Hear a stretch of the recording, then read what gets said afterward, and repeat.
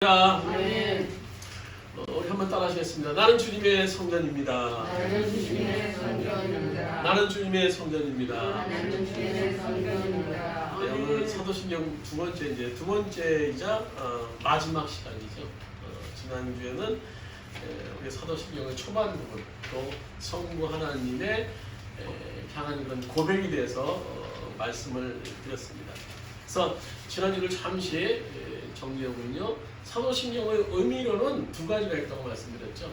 그러니까 우리의 믿음에 대해서 잘 정리한 그런 신경이었고요.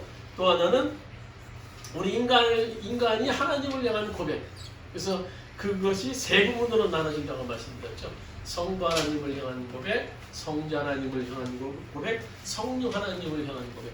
그래서 지난주에는 성부 하나님을 향한 고백을 통해서 천지 만물을 만드신 창조주 하나님에 대한 고백, 그 고백을 통해서 그분이 우리 아버지이심에 대해서 말씀을 드렸습니다. 오늘은 성자 하나님을 향한 고백과 성령 하나님을 향한 고백을 통해서 그분이 어떤 분이시고 그분이 성령을 통해서 우리 가운데 어떻게 일하시는가에 대해서 우리가 오늘도 은혜를 나누고자 합니다. 그래서 오늘은 먼저 성자 하나님에 대한 고백 이렇게 시작하죠. 그 외아들 우리 주 예수 그리스도를 믿사오며, 오늘 주보에 보시면 이제 사도신경 전문을 쭉 기록해 놨는데요. 지난주에는 성부 하나님을 향한 고백이었고 이제 성자 하나님을 향한 고백으로 시작해요. 그 외아들 우리 주 예수 그리스도를 믿사옵니다 라고 기록하고 있어요. 그래서 믿는다라는 것은 첫 구절 믿는다라는 것과 클리드라는 영어 성경에 같은 의미로서 나사렛 예수께서 그리스도이심을 믿는다라는 거예요. 바로 예수님께서 우리의 구원자이심을 믿는다라는 겁니다. 그러니까 예수님이 인간 예수일 뿐만 아니라 그분이 하나님이시며 우리를 구원하실 구원자이심을 믿는다라는 그런 고백이에요. 그래서 이 구절에서 특별히 보시면 그 외아들 우리 주 예수 그리스도를 믿는다라고 기록하고 있는데요. 이 외아들이라는 이 한국어 이 번역 성경에 보면 성경은요, 이 원어에 보면 조금 좀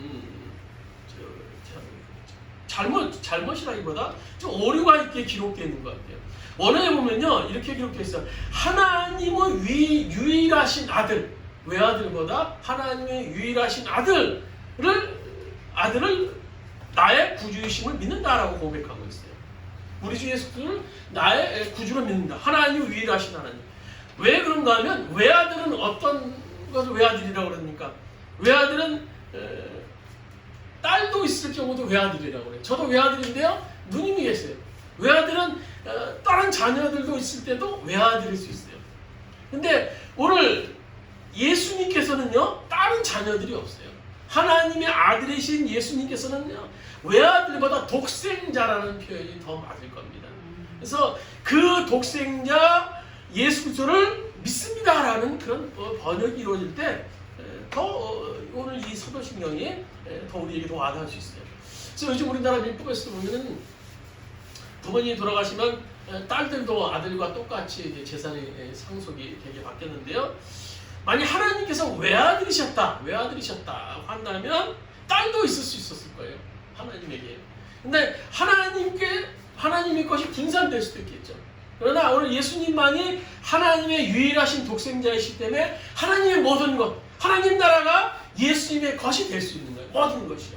그래서 한마디로 예수님이 하나님이시다. 그래서 우리 역시 예수님 안에 하나님 나라를 얻을 수 있게 되는 겁니다. 하나님이 예수님이다. 전부다.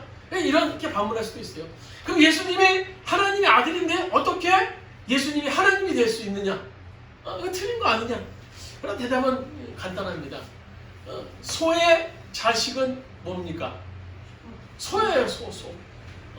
사람의 자식은 사람인 겁니다. 그러니까 그렇다면 하나님의 아들 역시 하나님일 수밖에 없는 거예요. 하나님일 수밖에. 하나님이 독생자이시기 때문에 하나님의 속성과 모든 능력과 성품을 100% 지니신 하나님이심이 바로 예수님이십니다. 제가요, 사람이에요. 사람. 왜 제가 사람입니까? 사람의 자식이기 때문에 제가 사람인 거예요. 제가 뭐 소의 자식이면 저도 소예요. 근데 저는 사람의 자식이기 때문에 사람인 겁니다. 오늘 마찬가지예요. 오늘 예수님도 하나님의 자식이기 때문에 하나님일 수 있는 거예요. 따라서 우리가 예수 그리스도가 하나님의 유일한 독생자이심을 믿음으로 고백할 때 우리는 예수라는 안경을 쓰게 되는 거예요. 예수라는 안경. 예수라는 안경을 통해서 우리가 보지 못하는 하나님을 볼 수 있게 되는 겁니다. 우리가 느낄 수 없는 하나님을 우리가 느끼게 되는 거예요. 그래서 보이지 않는 하나님께서 이 땅에 오셔서 내가 이런 존재라는 거고 인간의 눈으로 보여주시게 하는 것이 바로 하나님의 독생자 예수님이라는 거예요. 그래서 우리는요, 예수님이라는 안경을 쓰면 하나님과 어떤 분이신가를 볼 수 있고 하나님과 우리 사이에 인격적인 관계를 형성할 수 있게 되는 겁니다. 그래서 계속 보시면요, 이렇게 기록하고 있죠. 이는 성령으로 잉태하사, 예수 그리스도에 대해서 성자 예수님에 대해서 쭉 말씀드리는 거예요. 이는 성령으로 잉태하사 동정녀 마리아에게 나셨다라고 기록하고 있어요. 오늘 예수님께서 이는 성령으로 잉태하셨어요. 성령으로 잉태하셨어요. 여러분 믿으십니까? 예수님이 성령으로 잉태하신 거예요. 그래서 사람의 관계 속에서 잉태하신 거냐? 성령으로 잉태하셨어요. 그래서 하나님의 독생자이신 예수 그리스도께서 성령님에 의해서 잉태되셨다는 것은요, 성령님에 의해서 하나님이 인간의 역사 세계 속으로 들어오셨다는 거예요. 그때까지 인간은요, 스스로 신을 찾아가야 한다고 생각했어요. 그런데 성령에 의해서 하나님이신 예수님께서 인간의 역사 속으로 들어오셨어요. 인간의 역사. 그래서 성자 하나님께서 성령의 역사로 인간의 세상으로 잉태되어서 들어오셨습니다. 이것보다 정말 놀라운 일이 어디 있겠습니까? 성령 하나님께서 인간의 몸을 빌려서 잉태되어서 이 땅에 들어오셨다라는 거예요. 그렇다면 앞으로는요, 우리는 이 구절, 성령으로 잉태하사라는 구절을 외울 때마다 성령으로 잉태되어 인간의 역사 속에 들어오신 그분이 지금 어디 계신가에 대해서 분명히 인식해야 돼요. 그분이 잉태되어서 나셨는데 그분은 과연 지금 어디 계신가? 그분은 어디 계십니까? 그분은 지금 우리가 함께 계세요. 우리 안에 계세요. 우리 삶의 현장 속에서, 그리고 역사의 현장 속에 계신 분이 바로 그 하나님이십니다. 그 예수님이세요. 그래서 우리가 어떤 상황이 있든지 그분이 그 상황 속에 잉태해 계십니다. 존재해 계세요. 우리가 그 사실을 믿는다면 우리가 뭘 두려워할 수 있겠습니까? 우리는 뭘 절망할 수 있겠어요? 세상에 감당 못할 일이 과연 우리가 어디에 있겠습니까? 성령으로 되신 그분이 주님으로 지금 우리 안에 와 계세요. 그래서 정리해보면요, 성령님에 의해서 성자 하나님께서 인간 세상 속으로 들어오셨는데 그 성자 하나님은 하나님의 모습으로 오시지 않으셨어요. 인간의 모습으로 오시기 위해서 인간 마리아의 몸에서 사람으로 태어나셨어요. 이것을 신학적인 용어로 자기 비하라고 해요. 자기가 스스로 낮춰졌다라는 거예요. 하나님께서는요, 인간을 낮추셨어요. 인간으로 낮추셨어요. 너무너무 낮추셨어요.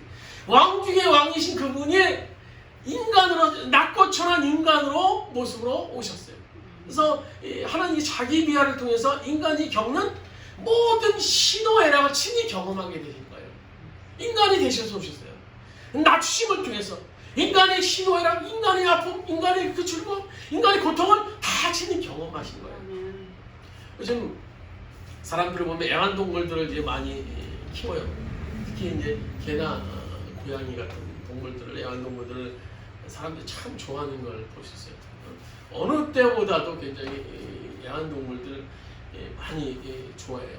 그래서 요즘 뉴스에 보면요, 개를 뭐 조금만 막 저기 하고 그러면 뉴스거리에 나올 정도로 애완동물이 지금 우리 삶에 큰 비중을 차지하고 사람들이 많이 좋아하는 것 같아요. 그래서 공원 같은 데 이렇게 종종 나가서 걷다 보면 참 재미있는 광경을 보게 돼요. 늘 자주 보는데요, 지나가다 한국 사람이 굉장히 막 충동스러운 그런 민족 중에 하나인데, 지나가다 보면 사람들이 막 이렇게 웃으면서 얘기하는 걸 볼 때가 있어요. 그때가 언젠가 하면 개끼리 서로 만나서, 지네끼리 개끼리 만나서 막 서로 좋다고 막 웅웅대거나 그러면요, 아유 이게 몇 개월 됐어요? 뭐 이게 이름은 뭐예요? 아유 참 이쁘네요. 그래서 서로 이렇게 소통을 하는 모습을 자주 보게 돼요. 참 한편으로는 참 신기하기도 하고, 야, 사람들이 개를 통해서도 저렇게 소통하는 그런 세상이 되는구나. 저희 어렸을 때는요, 애기들 데리고 나가면 사람들이 유모차에 태우고 나거나 아장아장 애기 때 걸어가면요, 사람들이 보면서 아유 귀엽다, 아유 귀여워요, 얘 이름 뭐예요, 몇 개월 됐어요, 서로 이렇게 얘기를 한 그런 기억이 나요. 또 조그만 애기끼리 공원에서 만나면 서로 이렇게 얘기하면서 또 부모가 또 서로 또 이렇게 보호자들이 또 얘기를 또 서로 소통하는 그런 모습을 보는데, 요즘에는 이 개를 통해서 사람들이 지나가다 공원에서 개를 통해서 서로 낯선 사람끼리도 이렇게 얘기를 나누는 것을 보게 됩니다. 그러니까 개 중심, 개를 굉장히 좋아하는 세상 속에서, 애완동물을 좋아하는 또 그런 세상 속에서 살고 있는데요. 이렇게 사람들이 애완동물을 아무리 좋아한다 해도 인간이 근본적으로 개나 고양이를 이해할 수 있을까요? 그건 사실 불가능해요. 그래서 보면요, 개를 사랑한다고 하는 사람이 자기가 기르기 편하기 위해서 임신 중절 수술을 하고 또 꼬리도 자르고 또 이제 시끄럽게 할까봐 목청도 또 떼어버리는 일들도 있어요. 또 사람 편에서 또 개를 막 이쁘게 한다고 뭐 파마도 시키고 막 몸도 깨끗이 하고 머리도 깎고 막 다듬고 하는데, 사실 개 편에서 그게 좋을까요? 그게 좋을까요? 개는 동물이기 때문에 개 입장에서 본다면요, 그게 좋을 것 같지는 않아요. 개는 동물이기 때문에 그냥 편하게 자기가 마음대로 다니고 마음대로 싸고 싶은 데 싸고 먹고 싶은 거 먹고, 이게 편한 게 개 입장이 아닐까요? 뭐 개 입장이 제가 안 돼봐서 잘 모르겠지만 아마 인간의 입장에서 그렇게 해가는 것 같아요. 인간의 입장에서. 그러니까 사람이 뭐 개가 될 수도 없겠지만, 그래서 인간의 입장에서 그런 행위를 하는 것 같아요. 오늘 성자 하나님께서 인간으로 자기 비하하셨어요. 자기 비하하셨어요. 인간으로 비하하셨어요. 정말 낙고처럼 인간으로 비하하셨어요. 왜 그랬습니까? 인간의 삶을 다 경험하기 위해서. 오늘 나라는 존재, 나라는 이 조정하라는 존재, 아무개라는 여러분의 존재를 이해하기 위해서 오늘 예수님께서는요, 자기 비하라는 그런 너무너무나 놀라운 그런 과정을 통해서 우리 가운데 오셨다는 거예요. 나를 이해하기 위해서, 내가 어떤 상태에 있는지, 나의 사정이 어떠한지 다 아시고 이해하시고 도와주시기 위해서 오늘 예수 그리스도께서는 자기 비하라는, 오늘 동정녀를 통해서, 마리아를 통해서 자기 비하라는 과정을 택하셨어요. 그래서 성경에 보면 요즘에는 나오지 않는 그 구절 가운데 체휼하신다는 거예요. 체휼하신다. 요즘에는 개혁 개정이 들어보니까 동정한다라고 나오는데, 원래 체휼하시는 분이 더 정확한 것 같아요. 몸으로 겪었기에 공감한다. 오늘 예수님께서는 체휼하시는 거예요. 그래서 히브리서 기자가 다음과 같이 고백하죠. 우리 주보에 있는 히브리서 우리 2장 18절 말씀, 우리 한번 같이 하는 목소리로 히브리서 2장 18절입니다. 그가 시험받아 고난 당하셨은즉 시험받은 자들을 능히 도우실 수 있느니라. 이것은 하나님께서 인간으로 오셨기에 가능한 거예요. 인간으로 오셨기에. 따라서 우리가 이는 성령으로 잉태하사 동정녀 마리아에 나시고라는 고백을 할 때마다 나의 모든 것을 속속히 하시는 그분의 위로를 받을 수 있고 그분과 동행할 수 있다는 확신을 우리가 가질 수 있게 되는 겁니다. 또 다음 구절 있죠. 본디오 빌라도에게 고난을 받았다라고 기록합니다. 본디오 빌라도에게 고난을 받았다. 일반적으로 주님에 대한 신앙 고백이라고 한다면 이 그분을 믿을 수 있게 그분이 세상에서 행하신 막 능력들, 막 그런 것을 찬양하는 구절이 있어야 되지 않겠습니까? 예수님이 우리의 걸으신 것을 저는 믿습니다. 예수님께서 오병이의 기적을 행하신 것을 저는 믿습니다. 죽은 자를 살리신 것을 믿습니다. 그러나 믿음의 핵심이라고 할 수 있는 사도신경에서 예수님께서 이 땅에 행하신 기적에 대한 이야기는 하나도 없어요. 사실 이 기적은요, 하나님께서 원수 관계였던 우리들이 지은 죄, 이 인간의 죄를 다 지시고 십자가를 지고 돌아가셨다는 그것이 가장 큰 기적이에요. 그보다 더 큰 기적이 어디 있겠습니까? 그리고 더 나아가서 그분이 지금 우리 안에 성령으로 우리 안에 내 임재에 계시다라는 거예요. 임재에 지금 와 계시다라는 거예요. 그래서 우리가 흔히 기적이라고 생각하는 것들은요, 사도성경에 신경이 나와 있지 않습니다. 오히려 예수님에 대해서 이렇게 기록하고 있죠. 본디오 빌라도에게 고난을 받으사 십자가에 못 박혀 죽으셨다. 그래서 오늘 우리가 이 성자 하나님에 대한 고백을 보면요, 두 사람이 나와요. 누구 나옵니까? 마리아와 본디오 빌라도라는 사람이 나와요. 그들은 아주 대조적으로 나오죠. 마리아는 하나님께서 하나님께 순종함으로 존귀한 인간이 됐어요. 인간이 성자 하나님을 자기 몸으로 잉태해서 자기 몸으로 낳고 자기 몸으로 기른다는 것은요, 말할 수 없는 영광입니다, 여러분. 그 놀라운 일이에요. 영광입니다. 그러나 본디오 빌라도는요, 성자 하나님을 십자가에 못 박음으로써 인간 중에 가장 저주받는 인간이 되었습니다. 주님의 재림하실 때까지 전 세계 크리스찬들은요, 예배를 드릴 때마다 고백하지 않습니까? 본디오 빌라도에게 고난을 받으사 십자가에 못 박혀 죽으셨다. 이 세상에 태어난 중에 이렇게 저주받는 인물이 또 어디 있겠습니까? 그렇다면 우리는 성령으로 잉태하사 동정녀 마리아에게 나시고라는 이 고백과 본디오 빌라도에게 고난을 받으사 십자가에 못 박히셨다라는 이 고백을 할 때마다 우리는 생각해야 돼요. 나는 과연 어느 쪽에 속해 있는 사람인가? 나는 어느 쪽의 삶을 살고 있는가를 한번 우리가 생각해 볼 수 있어야 돼요. 마리아처럼 순종의 길을 오늘 걷고 있는가? 아니면 본디오 빌라도처럼 자기 욕심이나 주변 사람들의 눈치 때문에 진리에 어긋나는 길을 가고 있는 것은 아닌지 우리 스스로 한번 점검해 볼 수 있어야 돼요. 나는 과연 마리아처럼 삶을 살고 있는가? 본디오 빌라도처럼 삶을 살고 있는가? 근데 이 본디오 빌라도가 저주의 대상이 되는 것에 대해서 보면 실제로 예수님을 십자가에 못 박고 저주한 사람들은 로마 군병들이에요.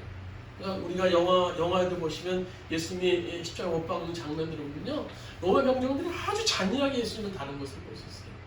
머리에 가시관 막 피가 쏟아지는데 가시관 씌우고 창으로 옆구리를 찌르고 막 예수님을 조롱하고 결국 예수 십자가에 못 박아서 잔인하게 돌아가시게 하는 그런 군병들의 모습을 볼 수 있어요. 근데 성경에는 군병들의 이름이 나오지 않아요. 로마 군병의 고난 받으사라고 사도신경 말하지 않습니다. 왜냐하면 본디오 빌라도의 대표성을 가진 그가 결정권자이기 때문입니다. 아담과 하와 중에 사실은 범죄한 사람이 누굽니까? 하와야, 하와. 여자 하와가 범죄를 했어요. 그러나 하나님께서는요, 그것을 아담의 죄로 여기십니다. 오늘 로마서 5장 17절 우리 주보했습니다. 로마서 5장 17절 말씀 한번 같이 읽도록 하겠습니다. 아담 한 사람의 범죄 때문에 그 한 사람으로 말미암아 죽음의 왕노릇 하게 되었다. 바울 사도도 아담의 죄 때문에 세상에 죄가 들어왔다. 하와가 선악과를 먼저 따먹고 그 뱀의 유혹에 넘어갔는데 하와는 얘기 안 하고 아담의 죄 때문이다라고 말하고 있어요. 그러니까 아담과 하와가 있을 때 사실 하와가 있기 전에 하나님께서 아담에게 얘기를 했죠. 선악과에 대해서 말씀하시고 따먹지 말라. 근데 하와에게 전할 책임이 있는 아담이 소홀히 했던 것 같아요. 그것이 아담의 죄가 되고 맙니다. 역시 오늘 본디오 빌라도는 예수님께서 못지않은 건 안 했지만 하나님께 당시 모든 권세를 빌라도에게 위임하셨어요. 그에게 책임을 그래서 물으신 겁니다. 그렇다면 우리 역시 우리 가진 지켰던 오늘 주님께서 우리에게 허락하신 권세 혹은 물질들 우리 홀로 누리면서 잘 먹고 잘 살라고 주신 것이 아니라 하나님 나라를 위해서 책임을 다하라고 위임하시는 거예요. 위임하시는 거예요. 뭐 내가 잘나서 내가 건강해서 이만큼 벌어놓고 이 가정 이루고 내가 이만큼 직책이 올라오고 이만큼 뭐 일을 한다. 아닙니다. 그래서 오늘 성경은 우리에게 청직이라고 말해요. 청직은요 그냥 주인이 다 주인을 위해서 존재하는 게 청직입니다. 다시 말해서 이 신앙 고백 본디오 빌라도의 고난을 받으사라는 이 신앙 고백 앞에서 우리는 우리에게 주어진 것이 무엇이든지 간에 그것을 하나님 나라를 위해서 정당하게 사용하고 있는가를 우리 자신을 한번 돌아봐야 돼요. 나에게 하나님이 주신 권능, 나에게 주신 그 권위, 나의 능력들, 나에게 주신 물질들 하나님 나라를 위해서 내가 오늘 사용하고 있는가. 계속해서 보시면 오늘 본디오 빌라도 십자가에 못 박히셨다라고 기록합니다. 십자가에 못 박히셨다. 당시 이스라엘 사형법 중에 가장 잔인한 법이 사형법이 십자가형이죠. 그 십자가형에서 예수님께서 죽으셨어요. 가장 고통당하시면서 죽으셨어요. 그 이유는 오늘 우리들이 죄값을 치르기 위함이었어요. 아멘. 그렇다면 우리가 암송하듯이 십자가에 못 박히며 라는 그 구절을 무미건조하게 고백할 수 있는 그런 고백이 아닌 것 같아요. 할머니 할아버지가 손자의 깨어진 무릎을 보면 어떻습니까? 아이고 놈 자식 무릎 깨졌는데 막 자기 무릎이 막 깨진 것처럼요 막 애타게 아픈 것처럼 자기가 아픈 것처럼 막 그렇게 느끼지 않습니까? 왜 그래요? 할머니 할아버지에게 손자의 무릎은요 자신의 무릎과 다르지 않기 때문인 겁니다. 내가 아픈 거예요. 내가 아픈 거. 마찬가지예요. 나를 위해 십자가에 못 박히시면은요 온몸으로 고통당하신 그 예수님의 아픔과 사랑이 내게 닿아서 나와 하나를 이루게 될 때 우리는 비로소 그분과 함께하는 삶을 살 수 있어요. 그리고 고난당해서 십자가에 못 박히셨다는 그 고백 속에서 우리가 주님의 십자가를 경험할 수 있는 거예요. 갈라디아서 2장 10절 내가 그리스도와 함께 십자가에 못 박혔나니 그런즉 이제 내가 산 것이 아니요 오직 내 안에 예수께서 사신 것이라. 그 십자가가 오늘 내 십자가가 될 수 있는 거예요. 십자가에 못 박혔다라는 것은요 이 구절을 통해서 주님만 못 박힌 것이 아니라 내 자신도 십자가에 못 박혔다는 사실을 깨달아야 된다는 거예요. 십자가에 못 박히셨다. 또 오늘 보면 장사한 지 사흘 만에 죽은 자 가운데서 살아나시며라고 기록하고 있어요. 예수님께서 죽은 자 가운데서 살아나셨다. 죽은 자라는 말보다 우리에게 더 와닿는 말이 있어요. 시체가 되었다. 오늘 사흘 만에 시체 가운데 살아나셨다. 예수님께서 사흘 만에 시체 가운데 예수님께서 시체 가운데 살아나셨어요. 근데 만약 예수님께서 시신이 되셨다가 다시 살아나시지 않았다면요 우리 인생 역시 시체로 끝나버리고 말 수밖에 없는 것이 우리 인생입니다. 그러나 오늘 예수께서 시신의 상태에서 부활하셨기 우리 역시 시체에서 살아날 수 있는 그런 소망을 갖게 되는 거예요. 우리 육체가 시체가 될 때에도 우리에게 소망이 있게 되는 겁니다. 또한 시신이 되셨다가 부활하신 오늘 주님이시기에 우리가 만나는 어떠한 상황, 어떤 절망 속에서도 우리가 소망을 잃지 않을 수 있게 되는 거예요. 그러니까 우리가 사도신경을 통해서 그런 성자 하나님을 고백할 수 있어야 되는 겁니다. 장사하니 사흘 만에 시체가 되온 가운데 살아나셨다는 그런 고백이 있어야 되는 겁니다.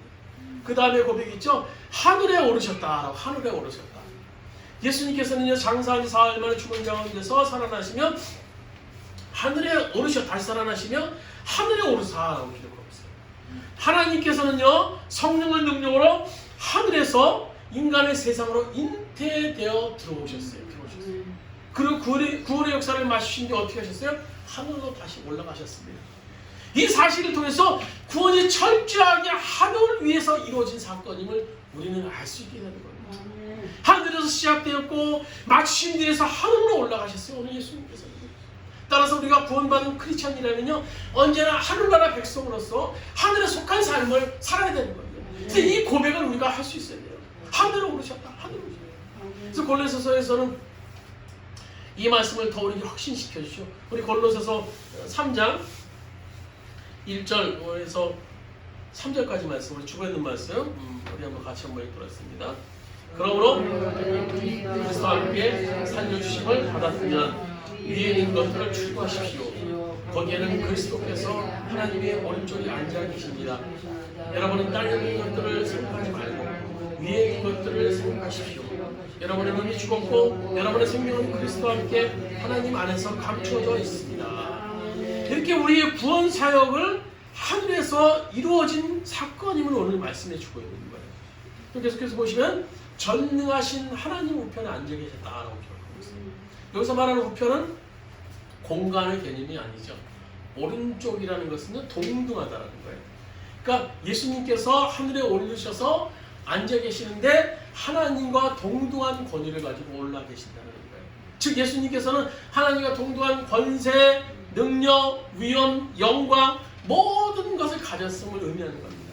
그러니까 예수님께서 낙고처럼 인간의 육체로 비하셔서 있고 이 땅에 오셨지만 이제 부활하시고 구원 사역을 완성하심으로 본래 위치 복귀, 승기라고 그래요. 승리. 본래 위치로 복귀하시는 겁니다. 그래서 예수님이 제자들에게 이런 말씀을 하시죠. 마태복음 18절은 나는 하늘과 땅의 모든 권세를 받았다라고 말씀해요. 또 우리가 알고 있는 빌립보서 거기 보면 2장 9절에 11절 우리 다시 한번 읽도록 하겠습니다. 빌립보서 2장 본문 말씀입니다. 이러므로 하나님이 그를 지극히 높여 모든 이름 위에 뛰어난 이름을 주사 하늘에 있는 자들과 땅에 있는 자들과 땅 아래 있는 자들로 모든 무릎을 예수의 이름을 꿇게 하시고 모든 입으로 예수를 주라 시인하여 하나님 아버지께 영광을 돌리게 하셨느니라. 예수님께서는 이제 하늘나라에서 전능하신 하나님의 능력과 관세로 모든 인생과 우주 만물을 구워 살피시고 통치하시는 주님으로 계시다라는 거예요. 그 주님께서는 우리를 구원하신 주님, 인간의 모습으로 태어나셔서 우리를 구원하기 위해 오신 그 주님께서는요, 이제 하늘나라에 올라가셔서 우리를 구워 살피시고 우리를 통치하시는 주님이 되셨다는 겁니다. 전능하신 하나님 우편에 앉아 계시다. 계속해서 보시면 저희로서 산자와 죽은 자를 심판하러 오신다. 저희로서는 뭡니까? 거기로부터요. 거기로부터 어디입니까? 하늘로부터죠. 하늘로부터. 지금 이 부분은요, 예수님께서 하늘나라에 장사한 다음에 죽은 자 가운데서 다시 살아나서 하늘나라에 올라가신 상태를 얘기하는 거예요. 저리로서 하늘나라에서부터 하늘나라에 올라서 하늘로부터 심판하러 오신다는 겁니다. 재림주로 오신다는 거예요. 재림주로. 초림하신 주님께서 다시 재림주로 오신다는 거예요. 예수님께서 하신 말씀입니다. 오늘 마태복음 24장 30절 우리 한번 같이 읽도록 하겠습니다. 그때 인자가 올 징조가 하늘에서 나타날 텐데 그때에는 땅에 있는 모든 민족이 가슴을 치며 인자가 큰 권능과 영광에서여 하늘 구름을 타고 오는 것을 보게 될 것이다. 구름 타고 오신다는 것은 하늘 위에서 오신다. 하늘 위에서. 하늘 위에서 주님께서 재림지로 다시 오신다는 거예요. 예수님의 초림은요, 구약 성경에 많은 곳에 기록되어 있어요. 예언한 내용. 예수님이 오시기 전에 기록된, 몇천 년 전에 기록된 구약 성경에 예언한 내용들이 많이 있어요. 우리 이사야서 7장 14절에 보시면요, 처녀가 잉태하여 아들을 낳는다고 하는데 실제로 예수님께서 어떻게 하셨습니까? 동정녀 마리아를 통해, 처녀를 통해서 아들을 낳았어요. 또 미가서 5장에 보시면요, 예수님께서 베들레헴에 태어날 것이라고 말씀했는데 실제로 베들레헴에서 예수님이 태어나시지 않으셨습니다. 우리 미가서 5장 2절 한번 보시겠습니다. 미가서 5장 2절입니다. 주겠습니다. 그러나 베들레헴 에브라다야 족속 가운데서 작은 족속이지만 이스라엘은 다스릴 자가 내게서 내게로 나올 것이다. 베들레헴에서 작지만 앞으로 그 다스릴 자가 너 베들레헴에서 나올 거야. 미가 선지자가 예언한 거예요. 또 스가랴 9장에서 보면요, 예수님께서 나귀를 타고 나타나실 것을 말씀했는데 예수님께서 실제로 그 후에 이 세상에 오셔서 나귀를 타고 예루살렘에 입성하신 것을 볼 수 있어요. 또 우리가 잘 알고 있는 구절 있죠? 이사야 53장. 예수님의 수많은 데서 세세히 기록되어 있는데요, 사람으로 이 땅에 오신 예수님께서 실제로 그런 고난을 당하셨음을 우리가 볼 수 있어요. 그러니까 초림에 대한 예수님에 대한 예언이 문자 그대로 이루어진 것을 볼 수 있는데요, 그렇다면 하나님 말씀은 1.1핵이라도 틀리지 않다는 것을 우리가 볼 수 있어요. 그렇다면 이 구약의 말씀을 성취하신 예수님께서 신약의 말씀들을 반드시 성취하실 겁니다. 하늘로부터 재림지로 오신다는 말씀 그대로 오십니다. 그래서 우리가 조금 전에 읽었던 그 말씀대로 마태복음 24장 30절 말씀대로 그때 인자가 올 것인데 올 징조가 하늘에서 나타날 것인데 그때 땅에 있는 모든 민족이 가슴을 치며 인자가 큰 권능과 영광에 쌓여서 하늘 구름을 타고 온 것을 보게 될 것이다.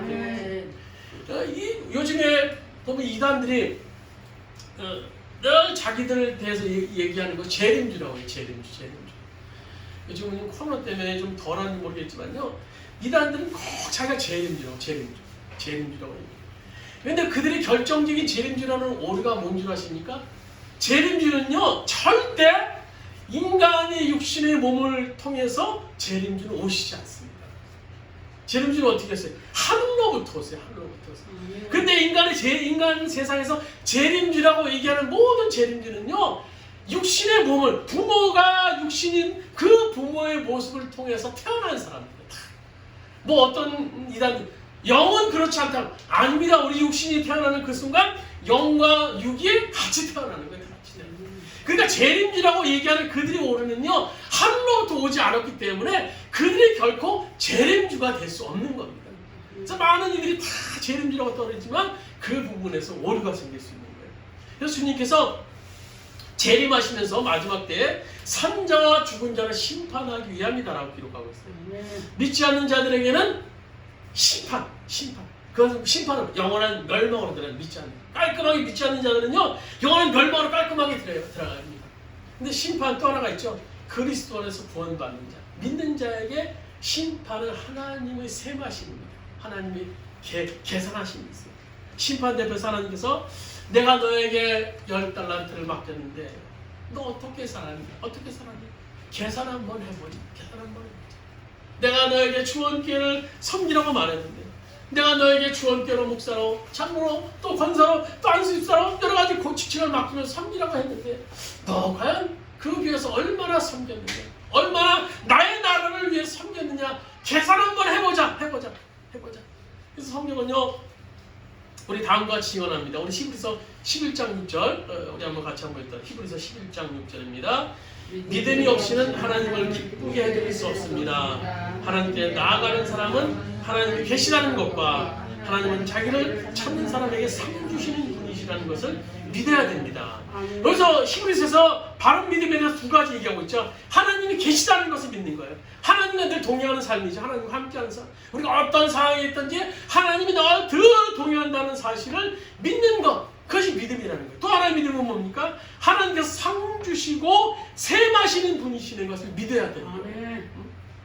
나처럼 저처럼 열심히 믿지 않는 사람과 정말 예수님을 위해서 하나님 나라를 위해서 목배임을 당했던 어느 사도바울과 같이 참송을 당했던 그런 사도바울과 같이 똑같이 저와 사도바울 똑같이 대우받는다면요 하늘나라에서 얼마나 억울하겠습니까? 그래서 정의의 하나님이 아닙니다.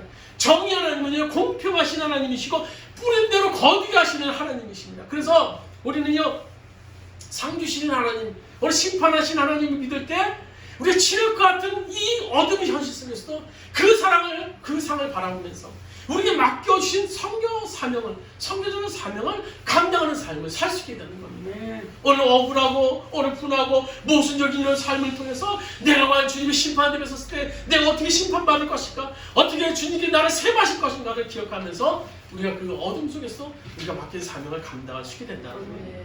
그래서 오늘 주님의 그 고백, 오늘 그 고백을 통해서 우리가 그 주님의 사실을 믿을 수 있게 된다는 겁니다. 저리로서 산자와 죽은 자, 하늘에서부터 산자와 죽은 자를 심판하러 오신다라는 그 말씀입니다. 이제 마지막으로 보면 성령 하나님에 대한 고백이 이제 쭉 그 다음 주에 나옵니다. 성령을 믿사오며 쭉 시작되는 말씀이죠. 그러니까 성령님께서 내 심장을 드린다는 뜻이죠. 성령이 내 심장을 드린다. 그러니까 성령님이 내 심장을 드릴 정도로 믿어야 될 구체적인 내용이 사도신경 몇 가지로 나옵니다. 첫 번째로는요, 거룩한 공예를 믿어요. 거룩한 공예. 거룩한 공예를 믿는다는 것은 모든 교회가 캐톨릭 교회여야 함을 믿는 거예요. 캐톨릭 교회. 이 캐톨릭 교회는 원래 보편적인 교회를 얘기하는 거죠. 보편적인 교회. 그래서 천주교에서 이 캐톨릭이라는 말을 사용했기 때문에 우리는 이 캐톨릭 교회라는 말을 쓰지 않습니다. 보통 유니버셜 처치, 그래서 보편적인 교회를 얘기해요. 보편적인 교회. 그러니까 교회는요 성령의 역사로 보편적인 교회가 되어야 되는 겁니다. 보편적인 누구나 와서 예배를 드릴 수 있는 것이 교회가 되어야 되는 거예요. 어떤 사람은 이제 우리 교회는 수준이 높아요. 막 공부 많이 하고 뭐 부자만 있고 아주 우리 교회는 수준이 높아요. 그건요 하나님이 얘기하는 진짜 교회는 아닙니다. 미국의 어떤 교회는 보면요 흑인이 못 들어요. 백인들만 예배드리고 흑인들이 감히 들을 수 없어요. 그거는 진짜 교회가 아닙니다. 오늘 우리가 고백하는 오늘 거룩한 교회, 보편적인 교회가 될 수 없는 거예요. 진짜 교회는요 빈부 귀천 남녀노소 유무식을 막론하고 다 모인 것이, 그것이 정말 보편적인 교회. 오늘 예수님께서 이루신 교회가 어떤 교회입니까? 사내들인 공의에 지식자가 모였어요. 또 세리도 모였어요. 또 가난한 어부도 모였습니다. 청년도 모였습니다. 병든 온갖 질병 걸린 자들, 또 어려움에 처한 자들, 유무식, 빈부귀천, 남녀노소 할 것이 다 예배를 드리는 것이 바로 오늘 예수님이 행하셨던 교회의 모습. 따라서 우리는 사도신경을 고백할 때마다 성령의 도우심으로 진짜 하나님의 교회의 모습을 형상할 수 있음을 믿음으로 고백해야 되는 거예요. 거룩한 경우, 내가 우리 사도신경을 때 우리 교회는 보편적인 교회가 누구나 올 수 있는, 누구나 방문할 수 있는 교회가 되어야 된다는 고백이 있어야 된다는 거예요. 또 하나는요, 성도가 서로 교통하는 것. 성령을 믿사오며 거룩한 공예와 성도가 서로 교통하는 것. 여기서 교통을 얘기할 때 성도 교통은 성만찬, 성찬식을 통한 주님과의 신비로운 연합을 의미합니다. 여러분, 성찬식이 하나의 예식이 아닙니다. 그래서 그 순간 주님께서 우리와 함께한 신비로운 연합을 우리가 기억하며 그 주님을 경험하는 거예요. 그래서 교회에서는요, 됐으면 많이 성찬식을 좀 많이 했으면 좋겠어요. 그래서 지금 뭐 분기마다 하고 뭐 때마다 이렇게 하는데, 원래 성찬식은요 매주 해야 돼. 매주. 이제 방법적인 면에서는 우리가 뭐 예배를 안 드리고 뭐 성찬식만 할 수 있냐 얘기할 수 있는 분도 계신데요. 그 방법적인 문제에 대해서는 이제 연구가 되어지고 있어요. 어떻게 매주 교회에서 성찬식을 할 수 있는가.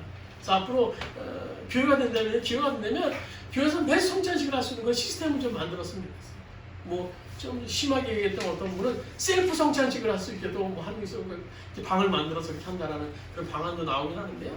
앞으로 성찬식이 많이 해지는데요.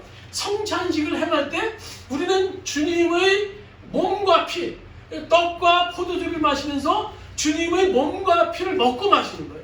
그래서 주님과 내가 연합하는 겁니다. 그리고 그것은요, 성찬식에 참여하는 모든 형제 자매와도 그리스도 안에 횡적으로 연합하는 거예요. 횡적으로 연합하는 거예요. 이것이 가능한 것은요, 성령의 역사 속에서만 가능한 겁니다. 인간의 계산으로는요, 인간의 방법은 불가능한 것이죠. 성령을 믿사오며 거룩한 공예와 성도가 교통하는 것을 믿는다는 것. 이 신비로운 연합이 성령님 앞에서만 가능함을 우리는 사도신경을 통해서 고백하는 겁니다. 또 세 번째로 죄를 사하여 주시는 것을 믿어야 된다는 겁니다. 그러니까 우리가 하나님을 육안으로 본 적은 없지만 보이지 않는 하나님께서 우리 죄를 용서해 주심을 믿는 거예요. 오늘 내가 믿는 거 아닙니다. 나를 믿게 하신 분이 계세요. 그 성령님을 통해서 내가 믿는 것이 가능한 것을 고백하는 겁니다. 죄를 사하여 주시는 것을 믿사오며 몸이 다시 사는 것, 그 몸의 부활을 얘기하는 거예요. 본래 상태로 회복되는 겁니다. 어떤 사람은 영만 부활 보면 되지, 뭐 다시 살면 되지, 몸이 다시 사느냐라고 얘기를 하는데요. 아닙니다. 오늘 아담과 하와의 죄로 인해서 그들이 몸이 죽었어요. 그러나 구원받은 하나님께서는 본래 아담과 하와에게 다시 그 영과 혼을 살려주시면서 몸을 회복시키셨어요.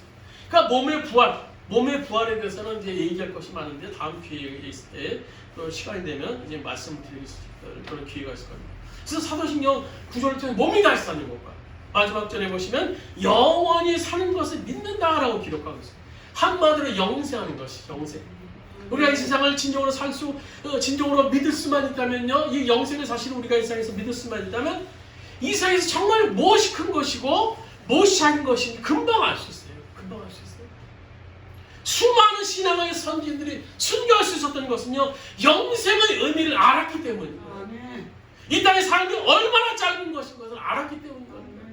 사도 바울이 당장 목이 자라나갔지만요, 그것이 끝이 아님을 알았기에 그 자신이 그 몸을 온전히 주님을 위해서 드릴 수 있었던 것입니다. 영원히 사는 것을 믿사오며 사도신경 끝에는요, 아멘으로 끝납니다. 아멘, 아멘. 아멘은 뭡니까? 진실입니다. 믿습니다. 이루어질 것을 바랍니다. 동의합니다. 하나님, 이 고백 모두 진심입니다. 내가 그냥 한번 해본 고백이 아닙니다. 저는 이 내용을 믿습니다. 이 고백적인 삶이 열매로 이어지도록 오늘 주님께서 도와주실 것을 저는 믿습니다라고 고백하는 것이 아멘으로 끝낸다는 겁니다. 우리가 이 사도신경의 모든 내용을 온전히 믿고 하나님께 신실하게 고백하고 반복한다면요, 사도신경을 고백하는 것만으로 우리의 삶은 분명히 달라질 것으로 믿습니다. 더욱 이 사도신경은요, 하나님 말씀에 대한 믿음의 핵심이에요. 따라서 우리 믿음이 흔들릴 때, 또 수없이 많은 영적인 이단의 공격, 이 이단의 공격을 받을 때 다시 한번 사도신경을 음미해보면서 과연 무엇이 잘못된 것인가, 내 믿음에 무엇이 문제가 있는 것인가를 우리가 기억해 볼 수 있어야 될 것입니다. 우리 한번 주보에 있는 사도신경을 다시 한번 우리 천천히 쭉 한번 읽고 우리 주여 한번 외치합시면서 우리에게 믿음 주시옵소서, 우리 함께 해주십시오 하고 한번 기도를 드리는 시간을 갖도록 하겠습니다. 우리 사도신경 다시 한번 우리가 쭉 한번 한번 읽도록 하겠습니다. 전능하사 천지를 만드신 하나님 아버지를 내가 믿사오며 그 외아들 우리 주 예수 그리스도를 믿사오니 이는 성령으로 인도하사 동동녀 마리아에게 나시고 본디오 빌라도에게 권을 받으사 십자가에 못 박혀 죽으시고 장사한 지 사흘 만에 죽은 자 가운데서 다시 살아나시며 하늘에 오르사 전능하신 하나님 우편에 앉아 계시다가 저리로서 산자와 죽은 자를 심판하러 오시리라. 성령을 믿사오며 거룩한 공예와 성도가 서로 통하는 것과 죄를 사하여 주시는 것과 몸이 다시 사는 것과 영원히 사는 것을 믿사옵나이다. 아멘. 우리 말씀을 생각하시면서 우리 이 시간 합심해서 한번 기도드리겠습니다. 우리 다 같이 주여 한번 외치고 기도드리시겠습니다. 주님, 아버지 하나님, 주님, 우리가 함께 하시는 그 주님을 우리가 소망합니다. 그 주님을 바랍니다. 아버지, 우리가 함께 하시는 그 주님, 통행하시는 그 주님을 우리가 고백할 수 있도록 아버지 인도하여 주옵소서. 사도신경의 그 고백이 우리들의 고백이 되기를 원합니다. 물론 나의 고백이 되기를 원합니다. 물론 성도로 우리가 함께 오셔서 우리를 늘 통행하시기로 하시는 그 예수님, 그 예수님이 우리 예수님이 되기를 원합니다. 우리가 고백적인 행위가 진정으로 우리가 고백하는 우리들의 고백이 될 수 있도록 주님이 인도하여 주옵소서. 주님을 바라봅니다. 주님 역사하여 주옵소서. 물론 어두워진 인생, 영이 온배져가는 이 세상 속에서 우리가 붙잡아야 될 그 하나님 말씀, 그 말씀을 붙잡고 나갈 수 있도록 인도하여 주시옵소서. 우리의 죄를 위해서 오신 그 주님, 우리의 죄를 위해서 십자가를 지신 그 주님, 우리를 위해서 다시 살아나신 그 주님, 그 주님이 우리와 함께 하십니다. 그 주님이 우리 아버지심을 고백합니다. 아버지 주님 역사하여 주옵소서. 우리가 동요하여 주옵소서. 우리를 붙들어 주옵소서. 충만함으로 우리가 함께 하여 주시고 그 주님을 믿고 나갈 수 있는 우리를 낼 수 있도록 주님 인도하여 주옵소서. 여호와의 나같이 연약한 존재, 나같이 아버지로 모순된 존재, 아버지 나같이 아버지 취약된 존재, 그 존재임에도 불구하고 주님께서 우리를 잡아 저를 생각해 오셨습니다. 아버지 높고 위로를 나오시고 낙고처럼 이 땅에 오셨습니다. 아버지 예수님께서 오셨습니다. 우리가 그 주님을 바라볼 수 있도록 아버지 인도해 주시고 그 주님과 동의할 수 있는 우리의 삶이 될 수 있도록, 그래서 그 주님을 통해서 우리가 믿음의 확신을 갈 수 있는 우리를 낼 수 있도록 주님 도와시고 역사하여 주시옵소서. 붙들어 주시옵소서. 붙들어 주시옵소서. 우리 가운데 역사하여 주시옵소서. 주님 충만함으로 주님 함께 하시고 있습니다. 아버지 주님,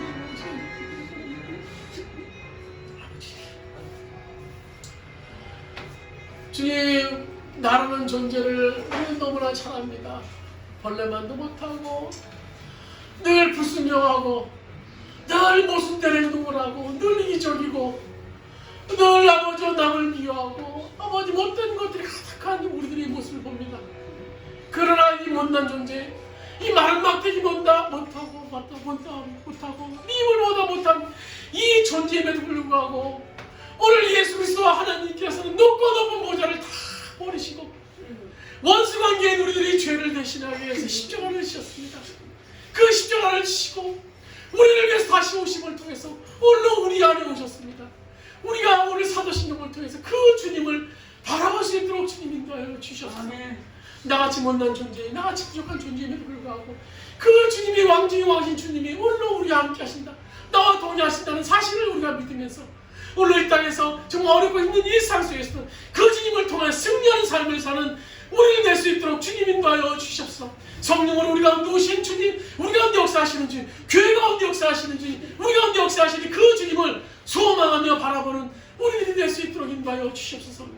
영연한 시대에 살고 있습니다. 아버지 사단의 세력은 여러 가지 아버지 자기들이 아버지 죄름지라고 얘기하면서 자기가 자기를 섬기라고 말하는 혼돈한 이 시대 속에 살고 있습니다.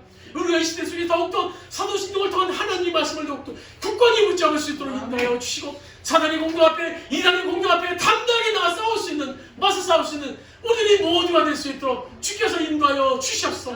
주님 우리에게 확신을 주시고 믿음을 허락하여 주시고 예수로 만들 승리할 수 있는 우리를 될 수 있도록 주님 붙잡아 주시옵소서.